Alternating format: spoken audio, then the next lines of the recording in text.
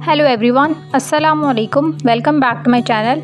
तो जी आज मैं आपसे बहुत ही ज़्यादा टेस्टी, बहुत ही ज़्यादा मज़ेदार बनाना ब्रेड की रेसिपी शेयर करूंगी, जिसको बनाना भी बहुत ही आसान है और खाने में बहुत ही ज़्यादा सॉफ्ट, बहुत ही ज़्यादा मज़े का बनकर तैयार होता है। तो चलें इसको बनाना स्टार्ट करते हैं। इसके लिए मैंने ले लिया था एक बाउल, उसके अंदर मैंने ऐड कर दी थी 1 कप ब्राउन शुगर।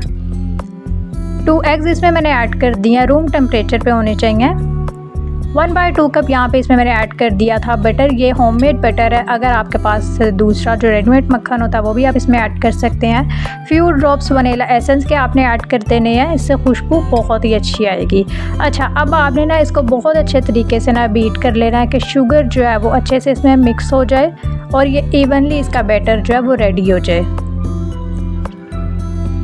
यहाँ पर ना तकरीबन आपने 2-3 मिनट ना इसको अच्छे से ना बीट कर लेना है। अब आपने इसके अंदर ऐड कर देना है बिल्कुल मैश किया हुआ ना बनाना। यहाँ पे मैंने 4 ले लिए थे, छोटे साइज़ के ही थे बनाना, तो उनको मैंने अच्छे से मैश कर लिया था, तो वो आपने इसके अंदर ऐड कर देना है।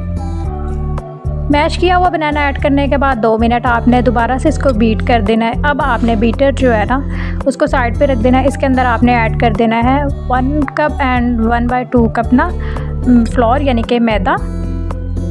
1 टीस्पून ना भर के इसके अंदर आपने बेकिंग पाउडर का ऐड कर देना है।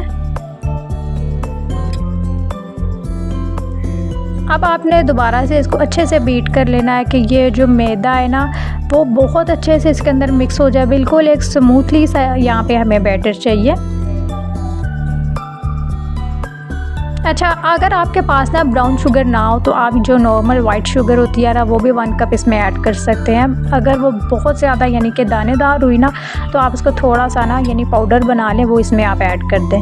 1/4 कप यहाँ पे चॉकलेट चिप्स आपने ऐड कर देने हैं। बच्चों के